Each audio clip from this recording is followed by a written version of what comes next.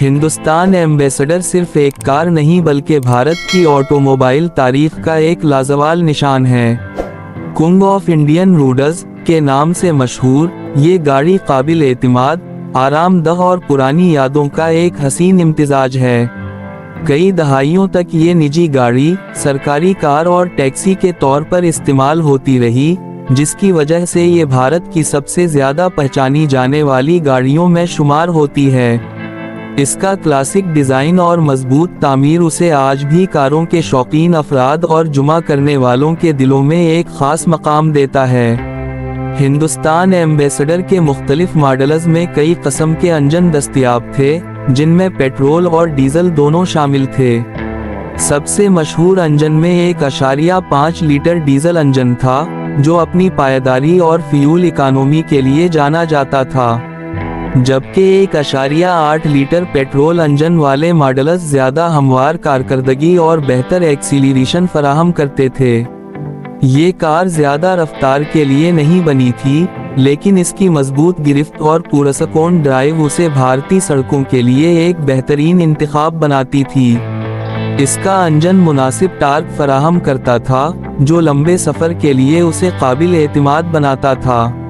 Ambassador की सबसे नुमायां खुसूसियात में इसका वसी और आरामदह अंदरूनी हिस्सा शामिल था।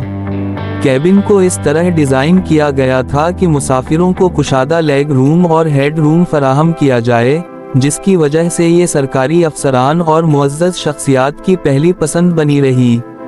इसकी नशस्तें नरम और आरामदह थीं, जो नाहमवार सड़कों पर भी एक शानदार सवारी फराहम करती थीं।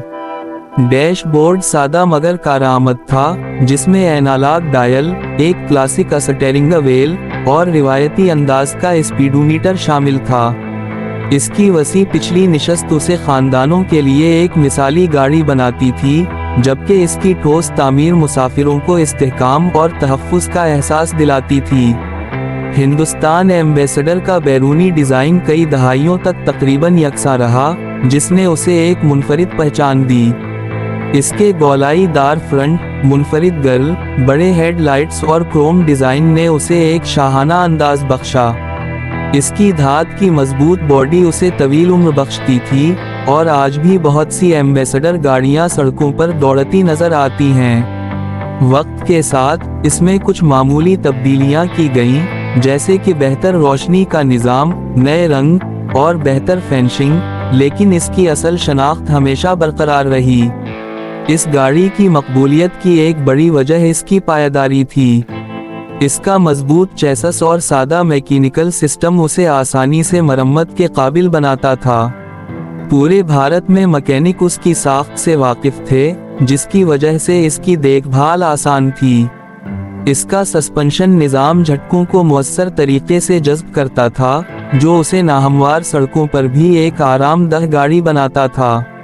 इन तमाम खुसूसियात ने उसे भारतीय खानदानों और टैक्सी ऑपरेटर्स के लिए एक मकबूल इंतखाब बनाया।